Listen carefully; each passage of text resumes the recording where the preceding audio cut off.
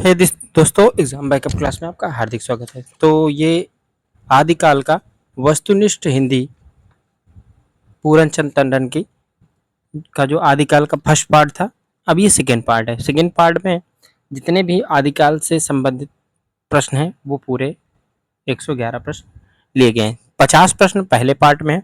अगर आपने उनको नहीं देखा है तो चैनल पे जाके बिल्कुल देख सकते हैं। तो शुरू करते हैं। पहला क्वेश्चन है, यानी 52 है, लेकिन आज का पहला प्रश्न है, पृथ्वीराज रासो के नागरी प्रचारणी सभा काशी संस्करण, जो कि 4 संस्करणों में बड़ा है, सबसे बड़ा है, के अनुसार कितने समय है उसमें, मतलब कितने खंड है उसमें पृथ्वीराज रासो में। ऑप्शंस हैं 80, 69, 50 या फिर 100। तो सही जवाब हो जाएगा ऑप्शन 2 यानी 69। बढ़ते हैं आगे की ओर। पृथ्वीराज रासो को प्रामाणिक मानने वाले विद्वान निम्न में से कौन है? किसने पृथ्वीराज रासो को प्रामाणिक रचना मानी है? रामचंद्र शुक्ल, डॉक्टर वुलर, श्याम सुंदर दास, मुंशी देवीदास।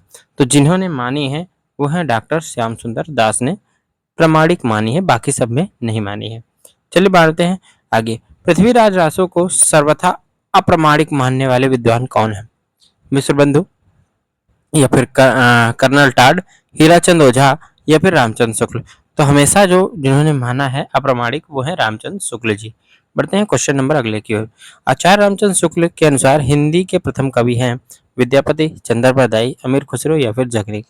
तो दोस्तों, रामचंद्र शुक्ल के अनुसार जो हिंदी के प्रथम कवि हैं वो हैं चंद्रप्रदायी, यानी ऑप्शन नंबर 2 सही जवाब हो जाएगा। बढ़ते हैं अगले क्वेश्चन की ओर। आचार्य रामचंद्र शुक्ल के अनुसार हिंदी का प्रथम महाकाव्य क्या है?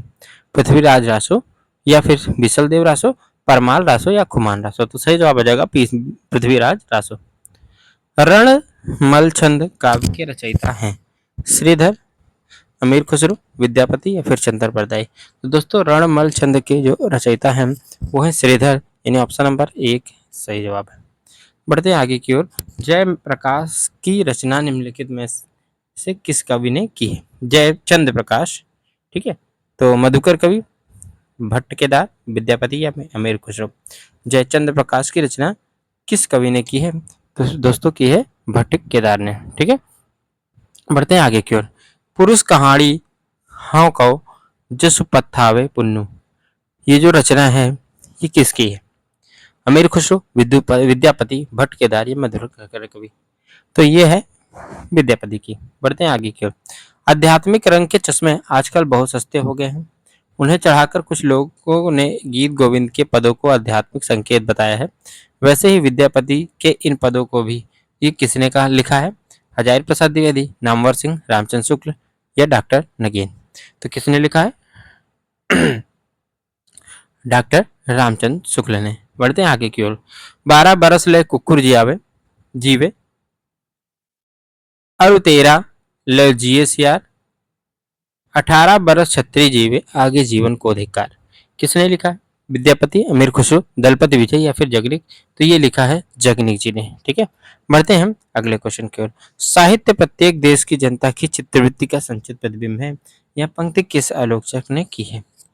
हजारी प्रसाद द्विवेदी या फिर बालकृष्ण भट्ट, रामचंद्र शुक्ल, डॉक्टर नगेन। तो दोस्तों, ये जो पंक्तियां हैं वो रामचंद्र शुक्ल जी की हैं। बढ़ते हैं आगे की ओर।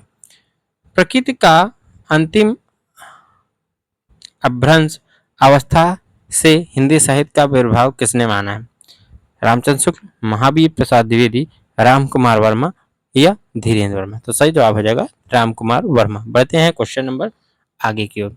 एक नार ने अचरज किया, सांप मार पिंजरे में दिया, किसकी रचना है? ऑप्शन हैं विद्यापति या फिर अमीर खुसरो, सरहपा या चंद्रप्रदाय। तो सही जवाब हो जाएगा अमीर खुसरो। बढ़ते हैं आगे की ओर। देसिल बैना सब जन मिठा, तय तैसन जपहो अवहट्टा, किसकी रचना है? तो ये दोस्तों है खुसरो की, भट्ट केदार की, अब्दुल रहमान या फिर विद्यापति का। तो ये है रचना जो है विद्यापति जी की है। बढ़ते हैं आगे की ओर। अवधू रहियो हाटे बाटे रूप बिरज की छाया, तजिबा काम क्रोध लोभ मोह संसार की माया। तो दोस्तों ये जो पंक्तियां हैं ये किनकी हैं? सरहपा, चंदर बरदाई, गोरखनाथ या फिर हेमचंद। तो दोस्तों ये रचनाएं जो हैं गोरखनाथ की हैं। ऑप्शन नंबर 3 सही जवाब। तो दोस्तों जितने लोग भी तैयारी कर रहे हैं प्लीज़ आपसे रिक्वेस्ट है कि चैनल को जरूर सब्सक्राइब कर लीजिएगा। ऐसे बेहतरीन प्रश्नों की श्रृंखला हम आप मिलकर करते रहेंगे। साथ ही साथ आगे चल के आपको प्रैक्टिस टेस्ट का भी सेशन मिलता रहेगा। चलिए बढ़ते हैं अगले क्वेश्चन की ओर। भल्ला हुआ जुम्हारिया बहड़ी मन कंतु लज्जेस तू वयम सिहोहु जय भग्गा घरु अंतु। किसकी रचना है? हेमचंद, दोबिपा, लुइपा या सरहपा। तो दोस्तों ये जो रचना है, ये जो पंक्तियां हैं, ये हेमचंद जी की है। ठीक है, बढ़ते हैं आगे की ओर। पुस्तक जल्लड़ हाथ तय चले गज्जन नृपकाज विद्याधर या फिर नृपति नाल अमीर खुसरो या चंदर बरदाई। किसने भाई सब ये लिख दिया है? तो जिसने लिख दिया है उनका नाम है चंदर बरदाई जी। बढ़ते हैं गोरखनाथ के गुरु का क्या नाम था? तो दोस्तों गोरखनाथ के गुरु का नाम था क्या? मस्तेंद्रनाथ। मस्तेंद्रनाथ गोरखनाथ के गुरु का नाम था। 84 सिद्धों में कुछ बहुत से कछुए, चमार, धोबी, डोम, कहार, लकड़हारे, दर्जी, बहुत से शूद्र खजाने वाले लोग थे। अतः अतः जातिपात के खंडन तो वे आप ही थे। यह पंक्ति किसकी है? हजारी प्रसाद द्विवेदी, धीरेन्द्र वर्मा, रामचंद्र शुक्ल या फिर परशुराम चतुर्वेदी। तो दोस्तों ये रचनाएं हैं रामचंद्र शुक्ल की। बढ़ते हैं आगे की ओर। जय मन पवन न संचरई रवि शशि नहीं पवेश ना ही पवेश तहि बट चित्त विषाम करो सरिहे कही उवेश। किसकी रचना है दोस्तों? लुइपा, गोरखनाथ, विद्यापति या फिर सरहपा। तो ये जो रचना है, ये जो पंक्तियां हैं, ये सरहपा जी की है। बढ़ते हैं आगे की ओर। पहले जैसे गाथा से गाहा या गाहा से प्रकृति का बोध होता था, वैसे ही दोहा या दूहा कहने से अपभ्रंश या लोक प्रचलित काव्य भाषा का बोध होने लगा। ये पंक्तियां किसने कही हैं? राम कुमार वर्मा, रामचंद्र शुक्ल, हजारी प्रसाद द्विवेदी या नामवर सिंह। दोस्तों वो हैं रामचंद्र शुक्ल। ऑप्शन नंबर 2 आपका सही जवाब हो जाएगा। चंदर बरदाई किसके दरबारी कवि थे? बीसल देवरासो, पृथ्वीराज तिरहुत के राजा या कुमार। जो चंदर बरदाई थे किसके दरबारी कवि थे? तो वो थे पृथ्वीराज के। तो बढ़ते हैं आगे की ओर। सिद्धों की संख्या कितनी मानी जाती है? सिद्धों की संख्या कितनी मानी जाती है? 84, 80, 50 या 100। दोस्तों कितने सिद्ध थे? 84। बढ़ते हैं क्वेश्चन नंबर अगले की ओर। नाथों की संख्या कितनी मानी जाती है? ठीक है, 9, 12, 15 या फिर 40। दोस्तों नाथों की संख्या 9 मानी जाती है। बढ़ते हैं आगे की ओर। चार्य पद के रचयिता कौन है? लुइपा, सरहपा, डोम्बिपा या फिर सबरपा। तो जो चार्य पद के रचयिता हैं वो है दोस्तों हमारे सबरपा, यानी ऑप्शन नंबर 4 आपका सही जवाब है। जिस समय भारत में मुस्लिम आए थे उस समय सच्चे धर्म भाव का बहुत कुछ हास हो चुका था। परिवर्तन के लिए बहुत बड़े धक्के की आवश्यकता थी। ये पंक्तियां किसकी हैं? रामचंद्र शुक्ल, डॉक्टर रागेंद्र, राम कुमार वर्मा या फिर प्रेमचंद। तो दोस्तों ये जो पंक्तियां हैं वो रामचंद्र शुक्ल जी की है। दोस्तों मैं आपको पहले भी बता चुका हूँ कि ये जो हम लोग प्रैक्टिस सेट कर रहे हैं ये रामचंद्र शुक्ल का नहीं, ये है डॉक्टर पुनीत का। ठीक है, सॉरी डॉक्टर पूरनचंद टंडन का, पुनीत का नहीं। ठीक है, तो पूरनचंद टंडन से ये लिया गया है, सारा श्रेय उन्हीं को है, बस हम लोग पढ़ रहे हैं। ठीक है, तो चलिए बढ़ते हैं आगे की ओर। रामचंद्र शुक्ल का हिंदी साहित्य का इतिहास प्रथमतः हिंदी शब्द सागर की भूमिका में किस शीर्षक से प्रकाशित हुआ? हिंदी साहित्य का इतिहास, हिंदी साहित्य की भूमिका, हिंदी साहित्य का विकास या साहित्यचर। तो दोस्तों सही जवाब हो जाएगा हिंदी साहित्य का विकास, यानी ऑप्शन नंबर 3 आपका सही जवाब हो जाएगा। 3 आपका सही जवाब। बढ़ते हैं आगे की ओर। हिंदू समाज में नीची से नीची समझे जाने वाली जाति भी अपने से नीची एक और जाति ढूंढ लेती है। ये जो पंक्तियां हैं ये किसने लिखी हैं? रामचंद्र शुक्ल, माता प्रसाद गुप्त, शशिनाथ झा, हजारी प्रसाद द्विवेदी। तो राइट आंसर हजारी प्रसाद द्विवेदी। हिंदी काव्य धारा काव्य के रचयिता निम्न में से कौन है? रामविलास शर्मा, राहुल सक्सेना, उदय भानु सिंह, डॉक्टर रमेश गौतम। तो दोस्तों ये जो रचना है वो राहुल सकृत्यायन जी की है, यानी ऑप्शन नंबर 2 आपका सही जवाब हो जाएगा। बढ़ते हैं आगे की ओर। कैमास वध प्रसंग किस रचना के अंतर्गत आता है? पृथ्वीराज रासो, बीसलदेव रासो, परमाल रासो या फिर खुमार रासो? तो दोस्तों जो जिसके अंतर्गत आता है वो है पृथ्वीराज रासो को। मनहु कला ससभान 1692 किस ग्रंथ किस रासो ग्रंथ की पंक्ति है? बीसलदेव रासो, पृथ्वीराज रासो, कुमार रासो या फिर परमाल रासो? तो ये जो रचना है वो पृथ्वीराज रासो की। पद्मावती समय किस ग्रंथ का एक भाग है? पद्मावत, रणमल चंद, पृथ्वीराज रासो या परमाल रासो? तो दोस्तों यह है पृथ्वीराज रासो का एक भाग। अपनी पहेलियों और मुकर्रियों के लिए प्रसिद्ध कवि कौन है? विद्यापति, हेमचंद, सबरपा या फिर अमीर खुसरो? तो दोस्तों वो है अमीर खुसरो। मैथिल कोकिल के नाम से प्रसिद्ध कवि कौन थे? अमीर खुसरो, गोरखनाथ, श्रीधर या विद्यापति? तो दोस्तों ये कवि थे विद्यापति। आगे बढ़ते हैं आगे की ओर। आदिकाल में खड़ी बोली को काल की भाषा बनाने वाले प्रथम कवि थे? मधुकर कवि, अब्दुल रहमान, विद्यापति या फिर अमीर खुसरो? तो दोस्तों ये थे अमीर खुसरो। ऑप्शन नंबर 4 सही है।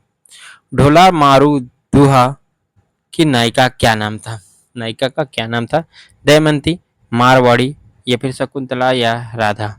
दमयंती, मारवाड़ी या फिर शकुंतला या राधा? तो सही जवाब हो जाएगा मारवाड़ी। बढ़ते हैं आगे की ओर। बीसलदेव रासो की नायिका का क्या नाम था? पद्मावती, दुर्गाबाई, राजमती या फिर मारवाड़ी? तो दोस्तों इनकी जो नायिका जो नाम था वो था राजमती। बढ़ते हैं आगे की ओर। रेवंत गिरिराज ग्रंथ के रचयिता का क्या नाम है? सुमति गिरी, विजय सेन सूरी, गोरखनाथ, हेमचंद? तो साथियों ये जो रचना है ये विजय सेन सूरी जी की है। बढ़ते हैं आगे की ओर। गोरखबानी किस आलोचक का संपादित ग्रंथ है? डॉक्टर बड़थवाल या फिर परशुराम चतुर्वेदी, हजारी प्रसाद, राहुल जी? तो ये जो है किसकी है? डॉक्टर बड़थवाल की रचना है। अभी अंतर की त्यागे माया, दुबद्या मेटी सहज में रहे पंक्तियों के रचयिता? मत्येंद्रनाथ, गोरखनाथ, जोइंदु या दामोदर? साथियों यह है गोरखनाथ की रचना है। अभ्रंश को प्रकृताभास कहा किसने कहा? हजारी प्रसाद, नामवर सिंह, धीरेन्द्र वर्मा या शुक्ल जी? तो जो अपभ्रंश को प्रकृताभास कहा वो थे हजारी प्रसाद नहीं बल्कि रामचंद्र शुक्ल जी। बढ़ते हैं आगे की ओर।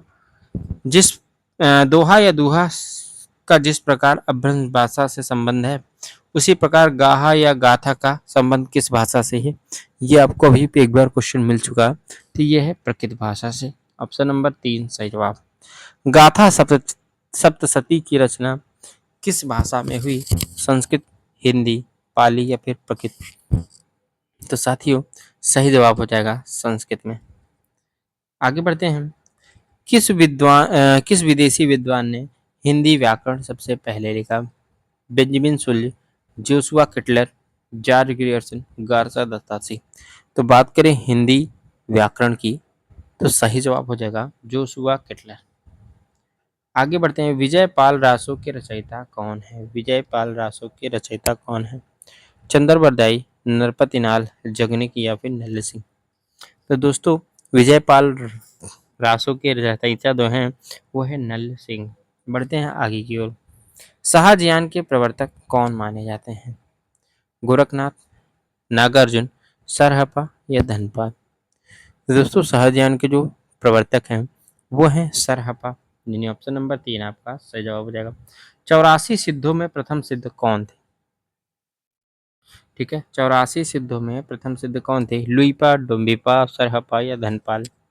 तो दोस्तों 84 सिद्धों में जो प्रथम सिद्ध थे वो थे लुइपा। ऑप्शन नंबर 1 सही जवाब हो जाएगा। आगे बढ़ते हैं। सर्वाधिक चरित्र काव्य किस साहित्य के अंतर्गत रचे गए? जैन साहित्य, सिद्ध साहित्य, नाथ साहित्य या फिर आसु साहित्य? तो दोस्तों सबसे ज्यादा जो रचे गए वो किसमें थे? जैन साहित्य में। ऑप्शन नंबर 1 सही जवाब है। करकंड चरित के रचनाकार कौन है? पुष्पदंत, स्वयंभू, कनकामर मुनि या धनपाल? तो सही जवाब ऑप्शन नंबर 3 कनकामर मुनि। आगे बढ़ते हैं हम। भारतीय भाषा में रचना करने वाले प्रथम इस्लामिक धर्मावलंबी कवि। ठीक है, जैसी, अब्दुल रहमान, मुल्ला दाऊद, उस्मान? सही जवाब तो आपको पता है, हमें भी पता है, अब्दुल रहमान। पृथ्वीराज रासो को सुखी सुखी संवाद के रूप में रचित मानने वाले आलोचक हैं डॉक्टर रामचंद्र शुक्ल, हजारी प्रसाद, धीरेन्द्र वर्मा, राम कुमार वर्मा? तो सही जवाब हो जाएगा हजारी प्रसाद द्विवेदी। आगे बढ़ते हैं। किस हिंदी काव्य में सर्वप्रथम 12 मासा का वर्णन का प्रयोग किया गया? पृथ्वीराज रासो, परमाल रासो, कीर्तिलता या बीसल देव रासो? तो जो आपका सही जवाब हो जाएगा वो है बीसल देव रासो, यानी ऑप्शन नंबर 4 आपका सही जवाब हो जाएगा। कीर्तिलता व कीर्ति पताका के रचनाकार हैं भट्ट, केदार, विद्यापति, मधुकर, कवि या हेमचंद? तो दोस्तों वो जो रचनाकार हैं वो हैं हमारे बहुत ही महत्वपूर्ण कवि, जिन्हें मैथिली भाषा के अंतर्गत रखा जाता है, विद्यापति जी। आगे बढ़ते हैं।